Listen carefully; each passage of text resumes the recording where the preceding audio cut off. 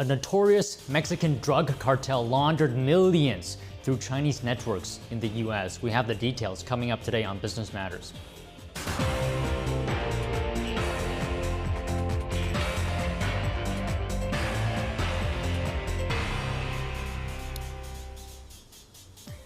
Good afternoon. Thank you so much for being here with me. I'm your host, Don Masso. Markets, of course, today is closed. So our first story concerns former President Trump's media company.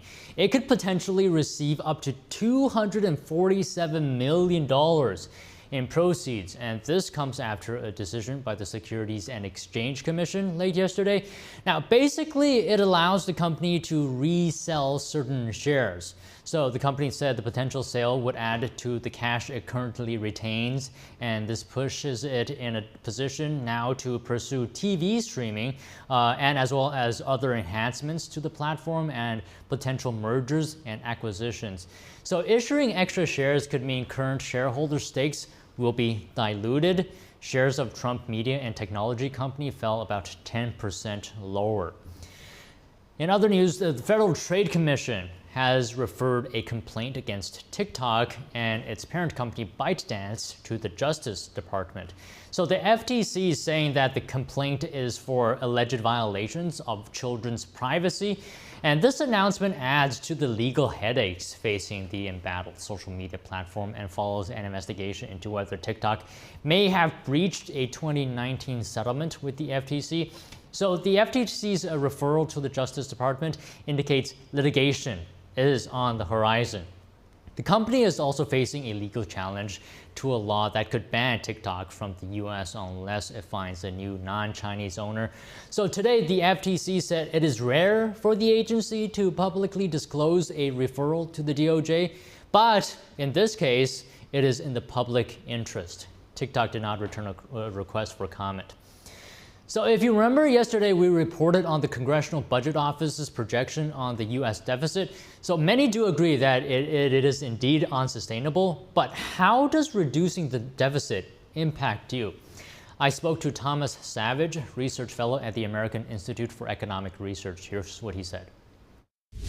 Thomas, thank you so much for your time today. So let's talk about the U.S. deficit here. So the CBO projected $1.9 trillion for 2024 fiscal year. I mean, to start off, just give us your general thoughts on that. Yeah, well, this CBO report really should be a wake-up call for everyone in Washington. $2 trillion in the deficit.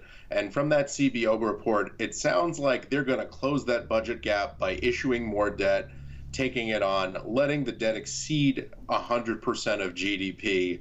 And they hope to continue business as usual, but that is just not sustainable. And how does the current deficit compare historically so that we have a context here? Yeah, that's a good question. You know, this is one of the largest deficits we've seen in a long time. And, you know, to make matters more worrisome is that we're technically out of an economic crisis. We're not technically counted as a recession right now. And so should any situation change, should we face an unexpected economic downturn, you know, the federal government really doesn't have a lot of wiggle room on this. And I want to make it matter to everyday Americans here. So one of the things that matter a lot is how does this deficit, how does it affect benefits that Americans receive, like Social Security, for example? That's a great question. So the Social Security Trust Fund is expected to go bankrupt, so being unable to make full benefit payments within the next 10 years. And you're really going to see this pinch in what we call intergovernmental transfers. So that's money the federal government sends to state and local governments in order to enact certain public policies.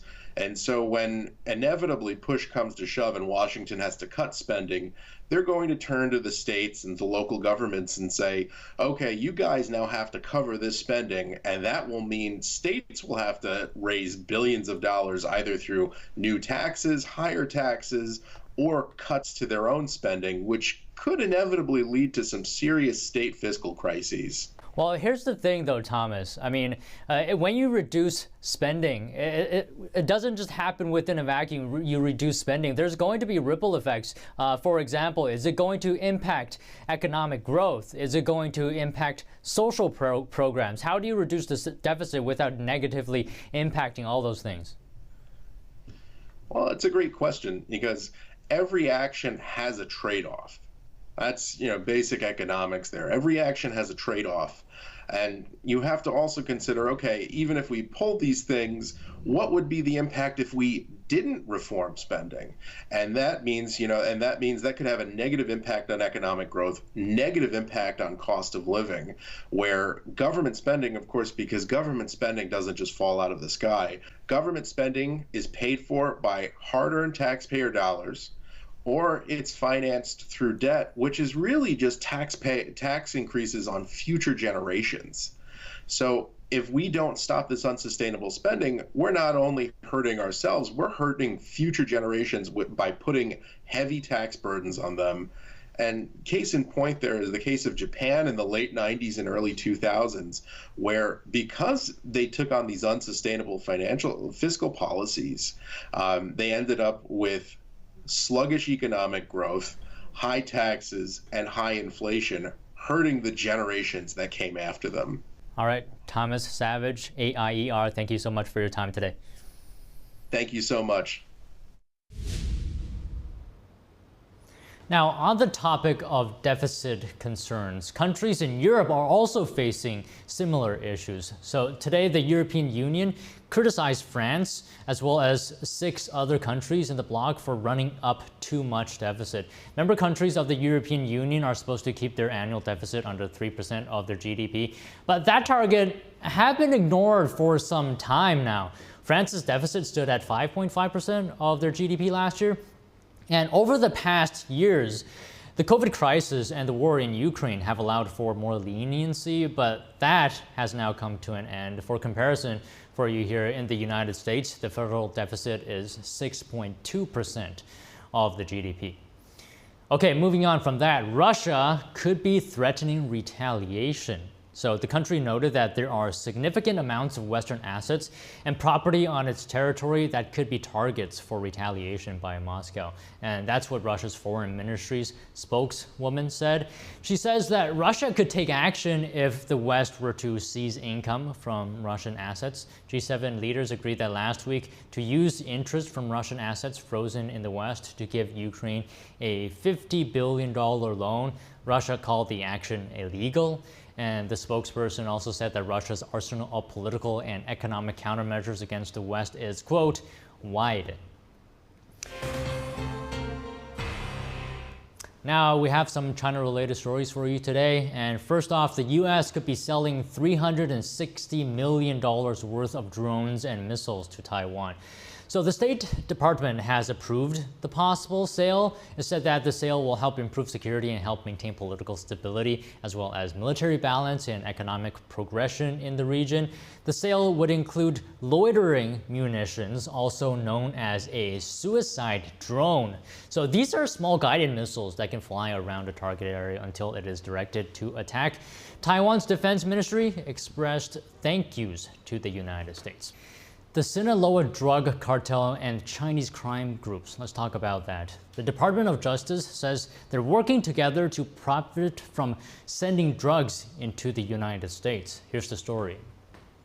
According to a federal indictment, the Sinaloa drug cartel has been working with Chinese crime groups to launder over $50 million in illegal drug profits. Millions and millions of dollars are moved in proceeds from the drug sales in the United States back down to Mexico. And wealthy Chinese nationals in this country are given access to virtually limitless supplies of cash. Officials from the Drug Enforcement Administration say the Sinaloa cartel is a ruthless, violent, global criminal enterprise that's responsible for America's fentanyl crisis. The officials say they do it for one reason: money. Money that has to be cleaned before cartel leaders can spend it. How prosecutors say the scheme works: wealthy Chinese people contact brokers in the U.S. asking to buy U.S. dollars. The broker tells them to put Chinese currency into a Chinese bank account. Then the broker gives them an equivalent amount of U.S. currency in the U.S.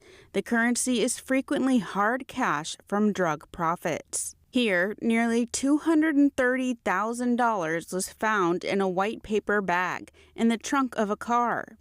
Here, nearly $600,000 was found in the form of strung-together $100 bills. Here, nearly $400,000 was found in a plastic bag. Back in China, the Chinese currency is then used to buy drug ingredients, which are shipped to Mexico. China is the one that actually produces, and actually I should say, provides the chemicals and precursors for the cartels to make these counterfeit pills that are hitting the streets and our campuses throughout our country. Retired Homeland Security agent Victor Avila says there are also many Chinese nationals in Mexico helping them create the drugs. He says the Sinaloa cartel is very violent and very successful. They have no regard for human life whatsoever. And by the way, they're no longer just drug trafficking organizations. They have moved into the trafficking and smuggling of human beings and many other aspects, the oil, the lime trade, the avocado trade, and many other industries. U.S. officials have charged 24 suspects, 11 of whom have Chinese names. Prosecutors say key suspects Edgar Martinez Reyes and Peiji Tong would work with the cartel to obtain laundering contracts. This photo shows them entering the U.S. in January 2021. Martinez Reyes' lawyer did not respond to requests for comment. Top U.S. automakers are being urged to take the next off-ramp from the Chinese car market. In his annual Car Wars presentation, analyst John Murphy called on the Detroit Three to exit China as soon as they possibly could. And this would include Ford, GM, and Stellantis. Murphy made the comments while talking about harsh cost-cutting measures the car makers would have to make to stay competitive with EV makers. He also noted that foreign automakers are struggling to overcome Chinese car makers on their own home turf, and that buyers are becoming increasingly loyal to homegrown brands. I guess the question here is, should the Detroit Three in fact pull out of China? And if they do, is it going to be permanent? I spoke to longtime automotive industry expert Paul Eisenstein. He's the editor of Headlight.News. Here he is. All right, Paul, thank you very much for your time today. So I understand you were at the event sponsored by the Automotive Press Association. So I want to ask you, what's Murphy's argument here where he says that the big three automakers should exit China? Well, John Murphy is probably one of the best known automotive analysts in the United States. And for many years, of course, he was recommending that manufacturers invest heavily in China. He's reversed that position, particularly for the big three. And there are a couple of reasons why he feels that it no longer makes sense for the Detroit manufacturers to be there. The first reason is basically that it is no longer the profit center that it used to be, because of the rise of domestic Chinese brands. And is he saying, John Murphy, is he saying that they should exit as soon as they can?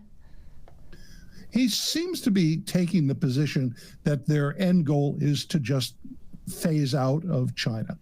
Would I see the automakers simply shutting down their operations, tomorrow? No, and I don't think that's what he's stating. He's basically saying that for a variety of reasons. Some of them, as I say, is that they're getting new competition or stronger competition from Chinese domestic brands. But the Detroit automakers are also getting caught up in outside forces, if you will, as the United States and China continue to have increasing trade friction.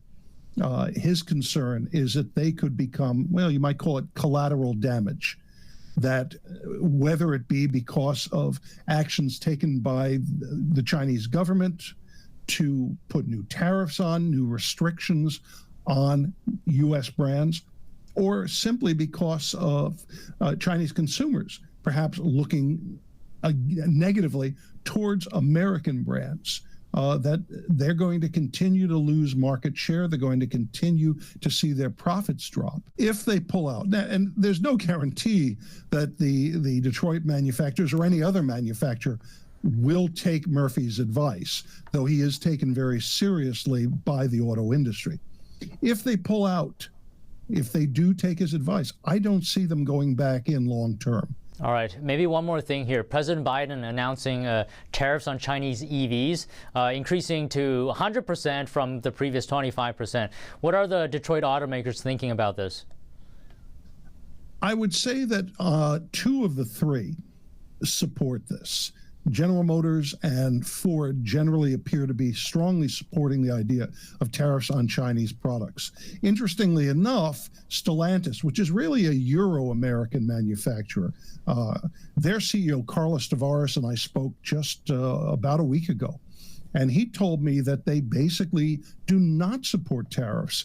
They see that as a short-term solution and one that could backfire. Now, there's a reason why Stellantis may not like tariffs, because they have a 51% stake in Leap Motors' international operations. And Leap Motors is, as you know, a very fast-growing Chinese EV manufacturer. Therefore, they're hoping that this investment in Leap Motors pays off. And if there are new tariffs here in the U.S., new tariffs in Europe and possibly other markets, that could really devalue all the money they've spent. All right, great discussion today, Paul. Thank you so much for your time. You're welcome.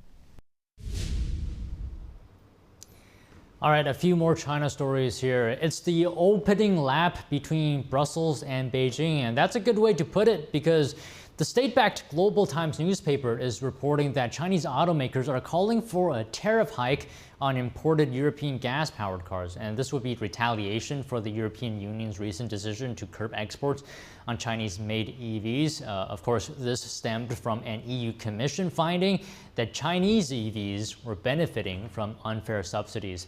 So EV companies were surveyed about the subsidy investigation, and more than 80% said their confidence in investing in Europe has eroded, and more than 70% said their sales dipped in Europe from the investigation.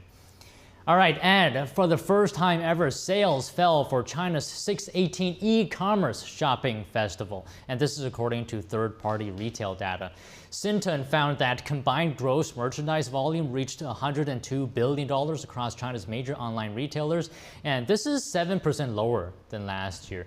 China's economy being weighed down here by a property crisis and unemployment, consumers as well being cautious with how they spend their money. So the festival was named after the founding date of JD.com, but has been embraced by all platforms. It's the second biggest annual sales event after Singles Day. JD.com said that order volumes reached a new high during the festival period.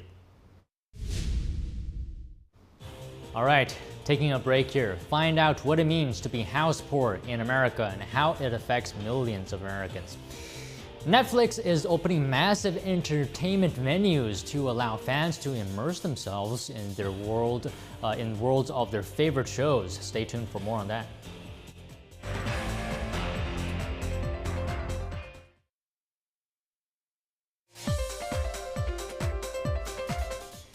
Thank you very much for staying with us here. Let's quickly go over some more updates for today. The families who lost loved ones in two Boeing 737 MAX crashes say they want the aircraft manufacturer to be hit in the wallet.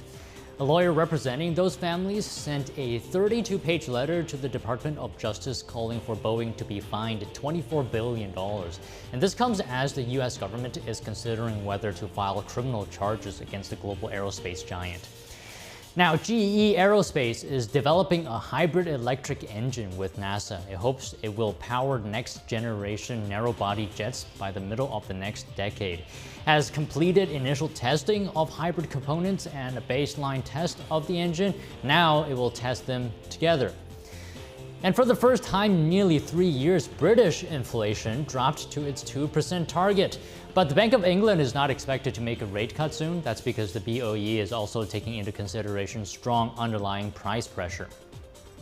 And a nuclear energy bill is headed to President Joe Biden's desk for final approval. The U.S. Senate overwhelmingly passed a bill to boost nuclear energy capacity. So the ADVANCE Act would speed up licensing as well as award the successful creation of next-generation reactors. It would also cut regulatory costs for companies who want to license advanced nuclear reactor technologies.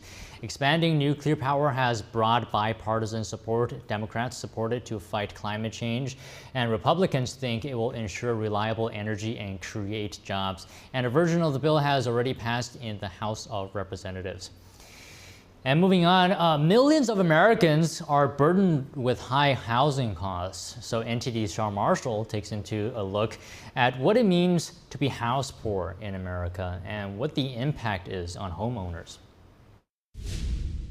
18 million Americans are what the real estate industry refers to as house poor, or housing cost burden. Those are people spending more than 30% of their monthly income on housing costs. That's their mortgage costs along with other expenses like insurance and utility. This is according to a study by LendingTree. California, Hawaii, and New York have the largest share of house poor owners, while on the other end, West Virginia, Indiana, and Arkansas have the least. Keith Weinhold filled me in on his take of what could be done at a policy level to alleviate the situation. Yeah, well, we need to build more housing supply.